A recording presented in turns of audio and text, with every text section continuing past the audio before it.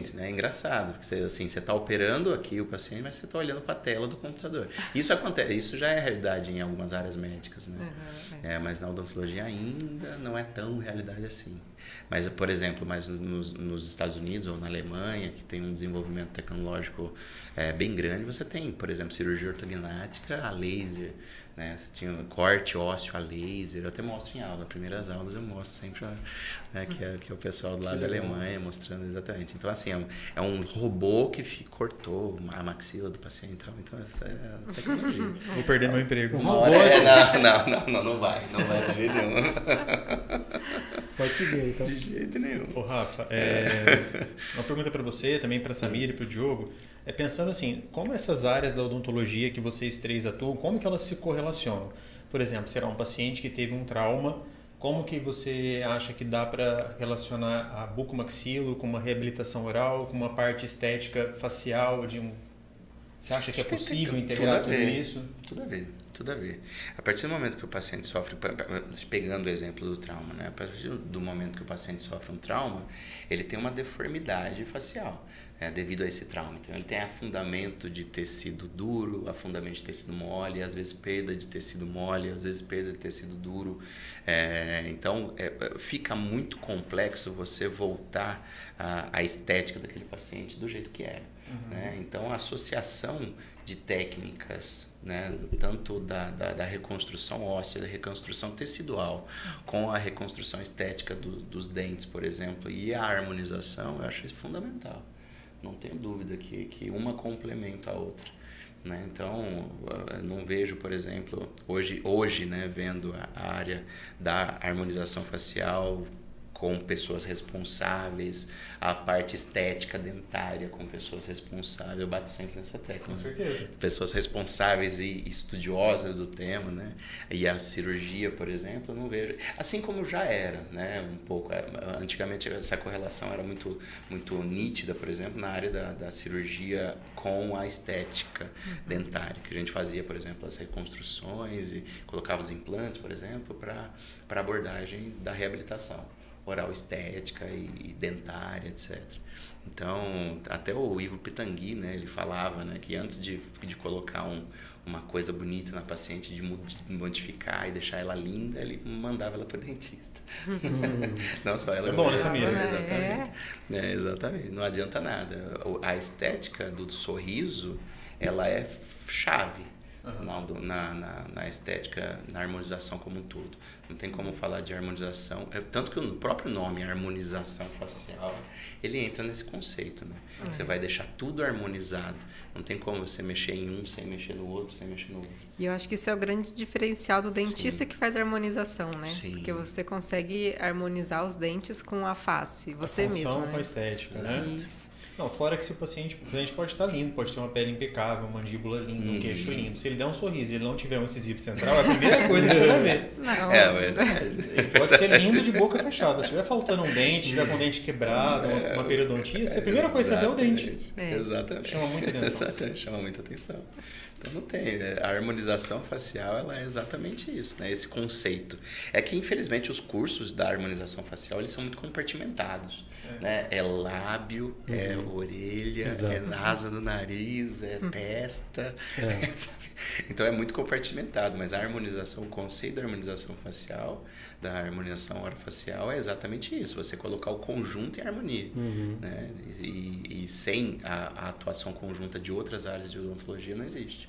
E como o Rafael falou, que a cirurgia, só com a cirurgia era difícil devolver a estética, né? Difícil, que o paciente tinha. Difícil. Aí hoje, com a odontologia estética e com a harmonização, o paciente sai mais Muito bonito mais. do que entrou. Tanto que meus professores, por exemplo, meus professores da residência, que eles eram bucomaxilo raiz mesmo, eles estão lá fazendo lipo de papada. Não resistiram. Não, porque o resultado ele é muito bom.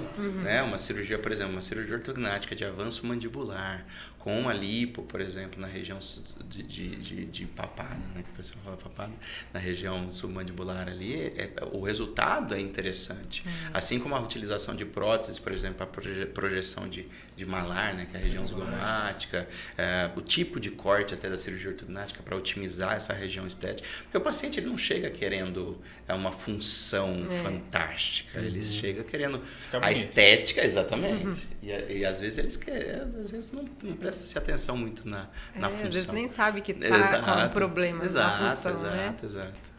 E é também essa parte também, às vezes o paciente quer pôr um lábio, quer pôr queixo, mas você vai ver que precisa aumentar a dimensão vertical, né? Que é a altura da oclusão, digamos assim, dos dentes do fundo.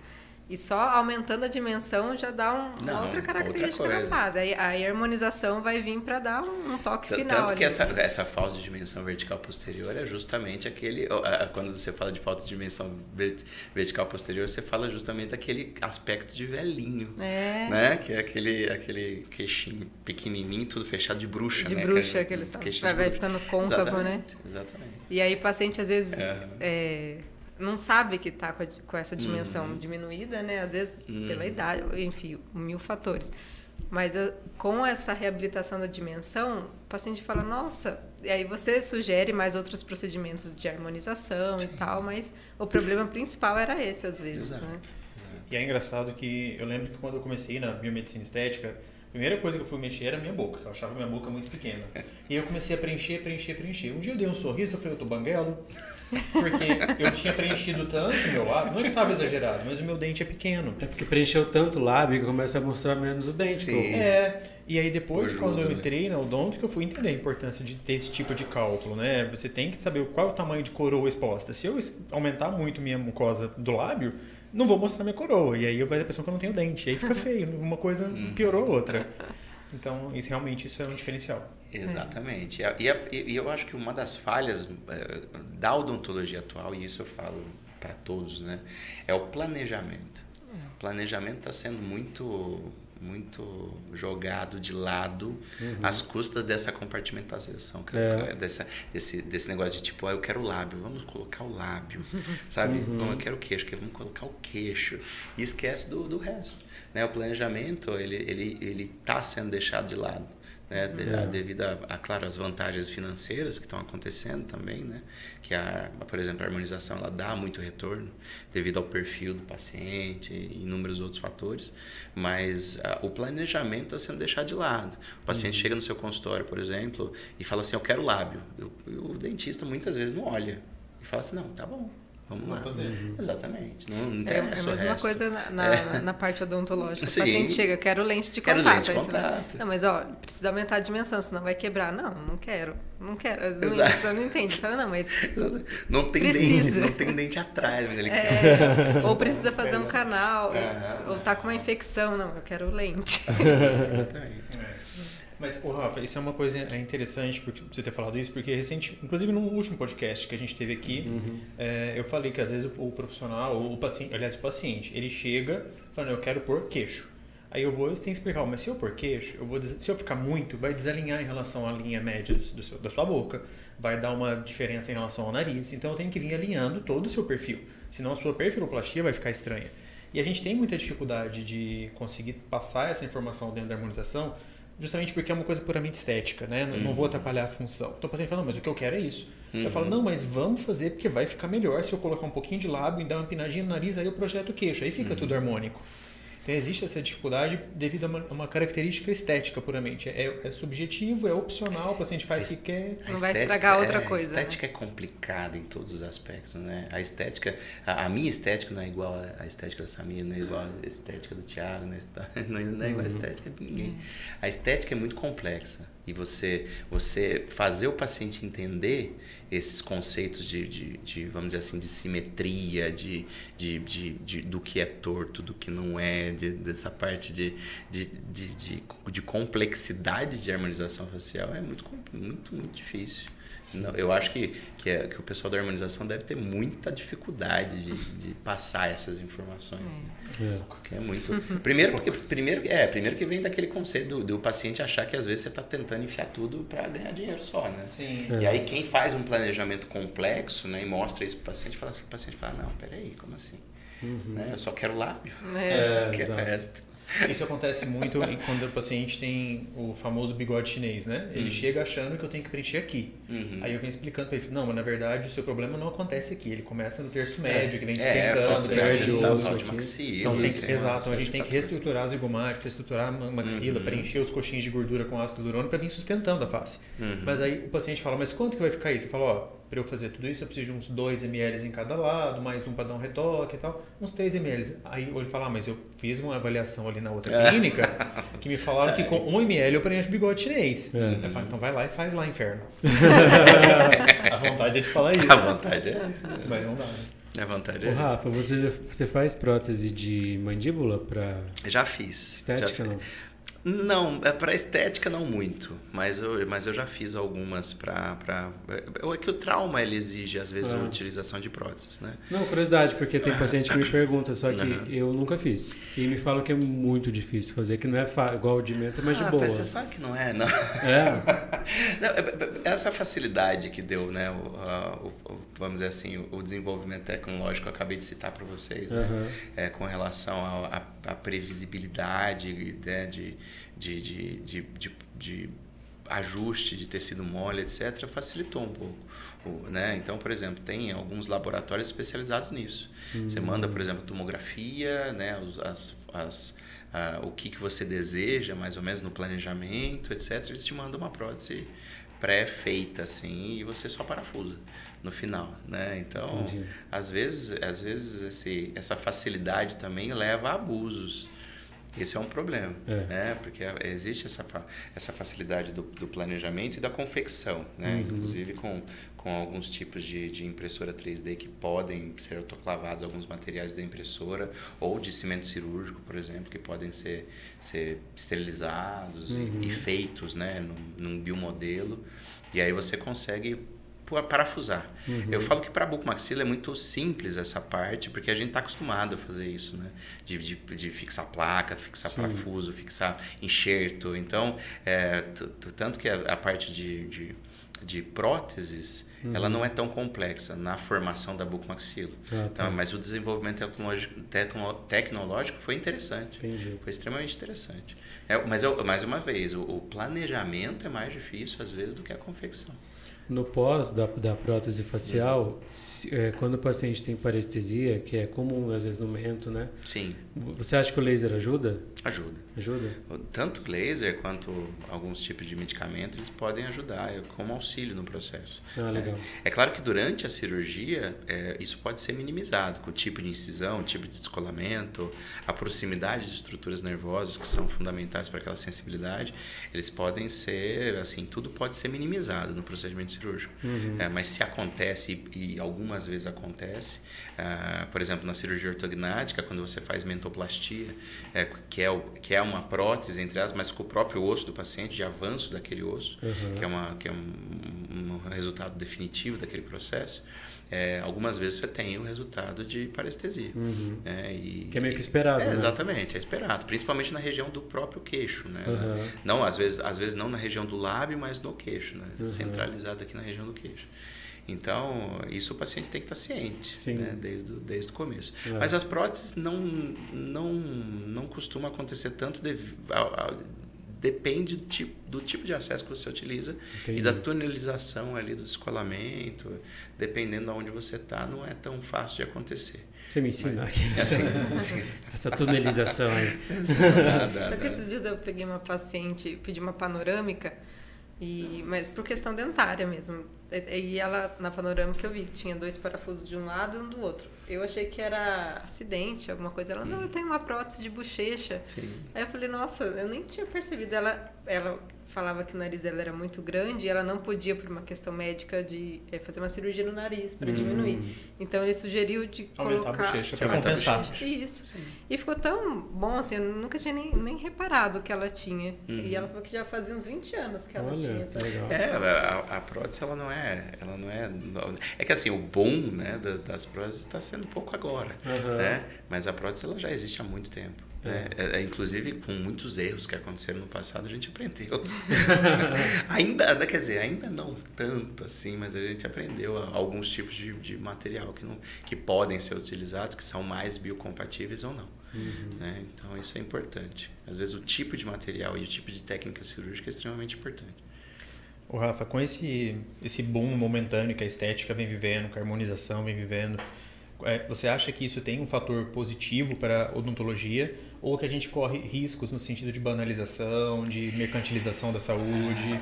É difícil. Vamos falar coisas é um assunto delicado. Problemáticas, vamos falar sobre elas. Porque assim, o que acontece? Eu sou a favor da harmonização da ROF na área da odontologia, sou muito a favor. Só que o que eu vi no desenvolvimento dessa especialidade foi um pouco assustador. Aqueles cursos, eu falo, né? Cursos rápidos, de final de semana, que não tem muito critério de desenvolvimento científico, e que são aqueles cursos rápidos, e aí você vê todo mundo fazendo, você fala, meu Deus, qual a chance disso dar certo? Né? Exatamente. Então, assim, o que eu vi no desenvolvimento, é claro que existem comunidades, né, da ROF que são extremamente sérias e que buscam o científico, né, para o desenvolvimento das tecnologias, mas o que a gente vê é uma mercantilização do processo. Mesmo, né? Exatamente. Ruim, né? Isso na odontologia é ruim. Não só na odontologia, né? Em qualquer área da saúde que trabalhe com harmonização. Exatamente. Tudo que se tem um mercado muito aquecido, acho que gera isso. Né? Profissionais que querem saber só daquele dinheiro ali que está explodindo. Isso a gente viu, né? Desde o começo da harmonização. Aí veio a bichectomia, explodiu a bichectomia. Verdade. As modinhas. As modinhas. E aí você via curso de final de semana, você falava, gente, se o pessoal soubesse a complicação que dá uma bichectomia, você não tem ideia, não. Né? Assim como preenchimento de lábios, se não souber fazer, de obstrução venosa, de obstrução de vaso, e aí a complicação. E nariz, eu morro de medo de nariz. Eu acho que quem entende de face tem medo do nariz. Que gente, bucomaxilofacial falando que tem medo de nariz. Atenção. Não, eu acho que todo mundo. Todo mundo que entende de nariz tem medo. Claro. Você tem estruturas cartilaginosas junto com não tão boa vascularização em algumas áreas e tecido muito superficial, pele muito superficial. Então, na hora que você junta tudo... Você ainda está colocando mais produto lá, né? Exatamente. Nossa. Então, a hora que você junta tudo, é um medo, né? Mas não vale a pena, às vezes. Não, vale a pena, né? O nariz, ele é central, né? Ele é central. Chama atenção, né? Mas assim, é um diferencial, mas tem que ser feito com parcimônia. Porque a complicação em nariz é complexa. Não é fácil, não. Falando nisso, tá na hora de refazer, não é? Mas os resultados, por exemplo, de quem sabe mexer bem em nariz... Você já viu os meus? Ficam lindos. Mas você falou, tem uma coisa que me incomoda, Rafa. Por exemplo, um aluno que, tipo assim, acabou de fazer um curso de harmonização, de preenchimento labial. Aí no dia seguinte ele coloca lá no Instagram, referência em lábios. Sim, nossa, mas como isso me incomoda. A pessoa acabou de aprender, gente. Vai acontecer, cara. Mas enfim. E é terrível, né? Mas gente... Faz parte. Faz parte. Eu acho que o marketing odontológico ele é muito mais forte do que o resto. Verdade. O marketing ele é muito mais forte do que o resto. E tudo que envolve harmonização e técnicas de estética, né? O marketing é muito grande. Mas assim, fazendo um adendo agora positivo, né, sobre o assunto, os cirurgiões dentistas, né, de uma forma geral, são uma das classes, na minha opinião, mais bem preparadas para trabalhar na ROF, porque a gente vê muito anatomia de cabeça e pescoço, mesmo quando termina essa disciplina, você continua falando sobre isso toda a graduação. Né? Então você fica o tempo inteiro ali falando de osso, de nervo, de artéria, de veia, de parótida, de carótida, de tudo que tem na face. Então, assim... E tem coisa, hein? E tem coisa, Então, assim, de uma forma geral, eu acho que o cirurgião dentista, quando ele se prepara, a faculdade já dá um bom preparo, né? Eu acho que talvez o que, de repente, até para o conselho pensar a respeito, seria a necessidade de pôr uma pós-graduação obrigatória para poder exercer, né? Porque hoje não existe essa necessidade. Porque é um ato odontológico, assim como os demais, o cirurgião sai habilitado. Mas é algo relativamente novo e que não se tem o acesso a isso durante o curso de graduação. Não. Então, por exemplo, a gente tem na graduação aulas de endo, de orto, de tudo, e por isso a gente já tem um conhecimento básico prévio do assunto e dá para sair fazendo se você acha que está, judicialmente falando, né? Sim. Se você acha que está preparado, você está habilitado para fazer. E a harmonização, acho que seguiu esse barco, né, de ato odontológico pode fazer. Mas quando a gente compara isso com outras áreas de profissionais que trabalham com harmonização, como biomédicos, farmacêuticos, enfermeiros, todos eles precisam de fazer uma pós, de no mínimo mais um ano, 500, 600, 700 horas para poder exercer. Então, de repente, isso talvez é uma coisa que eu consiga